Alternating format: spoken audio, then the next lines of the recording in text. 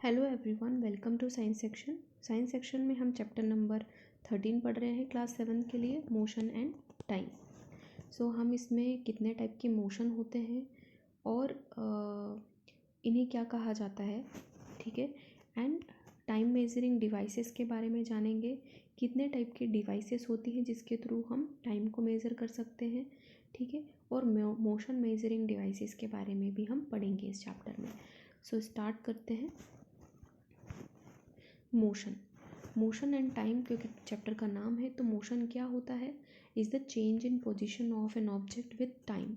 यानी कि कोई भी ऑब्जेक्ट अगर टाइम के साथ अपनी पोजीशन चेंज करता है तो उसमें मोशन है, ठीक है, वो मोशन कर रहा है। There are different types of motion बहुत तरीके के होते हैं, ठीक है। जैसे कि हम देख सकते हैं motion along a straight line.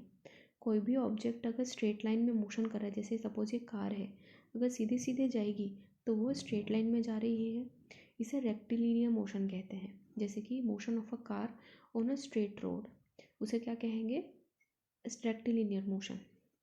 Periodic motion of a pendulum, ये जो पेंडुलम आपको दिख रहा है ये क्या करता है, पीरियोडिक मोशन करता है, यानी कि बार बार अपने पाथ को चेंज करता है, ठीक है, बट अपने पाथ को फॉलो करता है हमेशा, इसलिए हम उसको क्या कहेंगे, periodic. Circular path, motion of earth around the sun is called circular path. यानी कि यहाँ पे क्या होता है कि सन जो है, जो अर्थ है वो सन के आसपास घूमती रहती है, जिसकी वजह से हम इसको क्या बोलते हैं, सर्कुलर मोशन, ठीक है। नाउ स्पीड किसे कहते हैं, the distance covered bye an object in a unit time is called speed of the object. यानी कि कोई भी ऑब्जेक्ट कितना डिस्टेंस कवर कर रहा है एक यूनिट टाइम में, यानी कि 1 मिनट में, ठीक है, तो हम उसे क्या कहेंगे, उसकी speed. If a car covers a distance of 100 kilometre, अगर कोई भी कार जो है वो 100 किलोमीटर कवर कर रही है 1 घंटे में, bus covers a distance of 50 kilometres in 1 hour, और अगर बस जो है वो 50 किलोमीटर कवर कर रही है 1 घंटे में, then the speed of the car is more than the speed of the bus. यानी कि कार की स्पीड ज़्यादा होगी बस की स्पीड से, क्योंकि टाइम तो एक ही है, बट ज़्यादा डिस्टेंस कौन कवर कर रहा है, बस। तो बस की स्पीड ज़्यादा, कार की स्पीड ज़्यादा होगी क्योंकि वो ज़्यादा डिस्टेंस कवर कर रही है। Since the speed of the most object are not constant, speed सबकी एक जैसी नहीं होती है, speed is the average speed. So हम इससे एवरेज स्पीड निकाल सकते हैं। सो स्पीड कैसे निकाल सकते हैं हम, total distance covered by the object and total time taken by the object, okay. Now uniform motion and non uniform motion, दो टाइप के मोशन होते हैं, ठीक है। यहाँ पे हम क्या कर रहे हैं, इफ़ दिस यूनिफॉर्म मोशन की बात करें तो if the speed of an object is constant, अगर किसी भी ऑब्जेक्ट की स्पीड कांस्टेंट है तो हम उसे बोलेंगे यूनिफॉर्म मोशन। और नॉन यूनिफॉर्म मोशन, जबकि क्या होता है, कोई भी ऑब्जेक्ट जो है उसकी स्पीड बार बार चेंज हो रही है तो हम उसे बोलेंगे नॉन यूनिफॉर्म मोशन, ठीक है। मेजरमेंट ऑफ टाइम को कैसे मेज़र किया जाता है, क्या क्या डिवाइसेस यूज़ होती हैं, कितने टाइप की क्लॉक होती हैं। The time is measured by using clocks और वॉचेस, हम वॉचेस और क्लॉक के थ्रू ही टाइम को मेज़र करते हैं, right. Clocks and watches make us of periodic motion, यानी कि जो हर क्लॉक जो है वो पीरियोडिक मोशन करती है, ठीक है। जैसे कि वॉल क्लॉक हो गई, टेबल क्लॉक हो गई, वॉचेस, डिजिटल क्लॉक्स, ये सारे ही क्या हैं, पीरियोडिक मोशन करती हैं, ठीक है। Now simple pendulum, a simple pendulum has a small metallic bob suspended from a stand by a thread। यानी कि यहाँ पे एक स्टैंड लगा होता है जिससे एक थ्रेड बंधा हुआ होगा और एक बॉब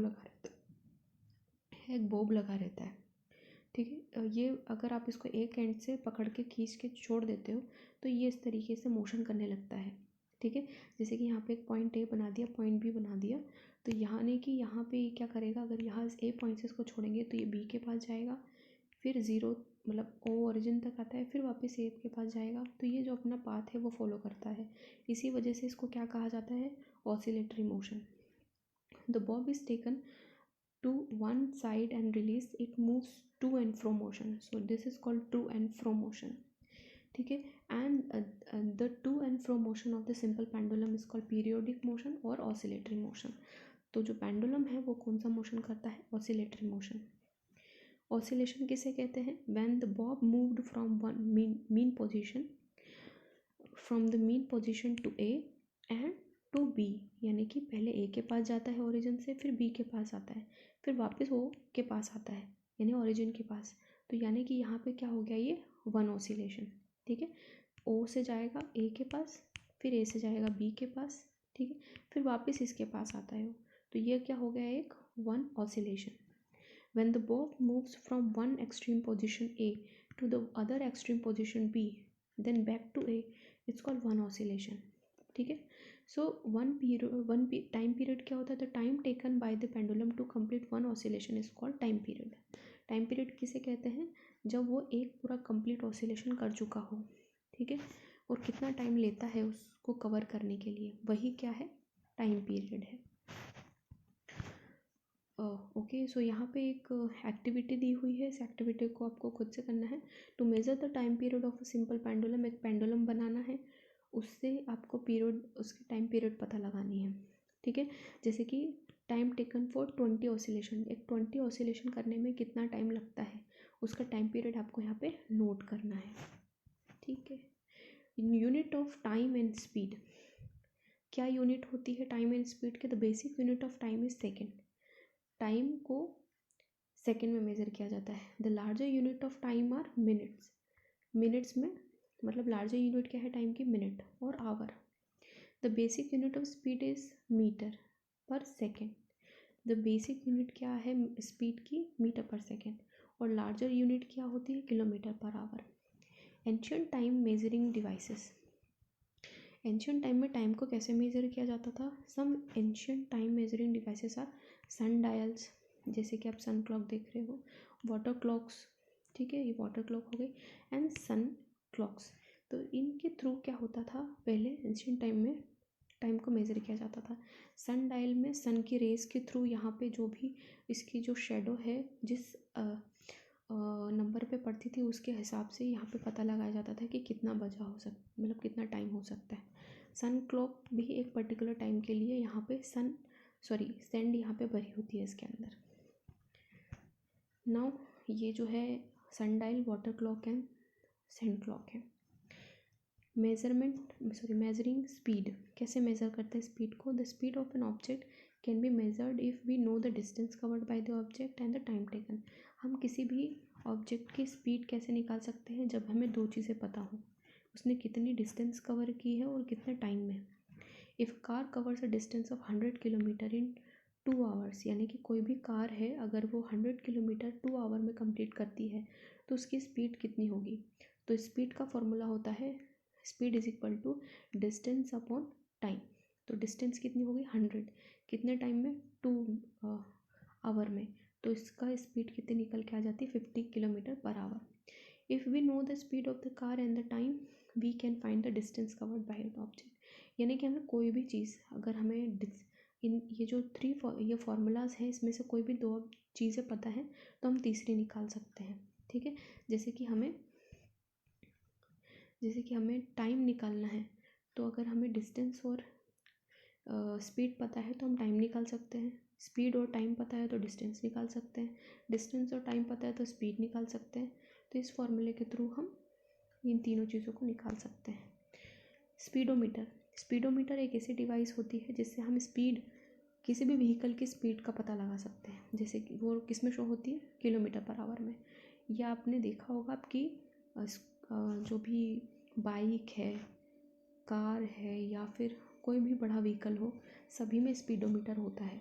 ठीक है, odometer is a device which use the distance covered bye a vehicle. Odometer क्या करता है कि कितना डिस्टेंस कवर किया है किसी ऑब्जेक्ट ने, किसी भी व्हीकल ने, उसको कौन बताता है? ओडोमीटर। ठीक है, तो किसी जो भी गाड़ी रहती है उसमें ओडोमीटर एंड स्पीडोमीटर साथ में भी लगे हुए होते हैं। तो जिसमें यहाँ पे जो लाइन आपको शो हो रही है ये ओडोमीटर है, कितना डिस्टेंस कवर किया है, और यहाँ पे ये स्पीड को शो करता है। Now distance and time graph. The distance travelled by a car and the time taken is shown in the below. So suppose एक कार है, उसने 1 मिनट में 1 किलोमीटर कवर किया है, अनदर 1 मिनट में 2 किलोमीटर कवर किया है, 3 मिनट में 3 किलोमीटर कवर किया है। तो हम क्या कर सकते हैं, ग्राफ पेपर जो है इस पे ड्रॉ करके हम उसका जो टाइम डिस्टेंस टाइम ग्राफ है उसको ड्रॉ कर सकते हैं। ठीक है, thank you all of you. अगर आपको वीडियो पसंद आई है तो प्लीज़ इसे लाइक करिए और चैनल को सब्सक्राइब करिए। Thank you.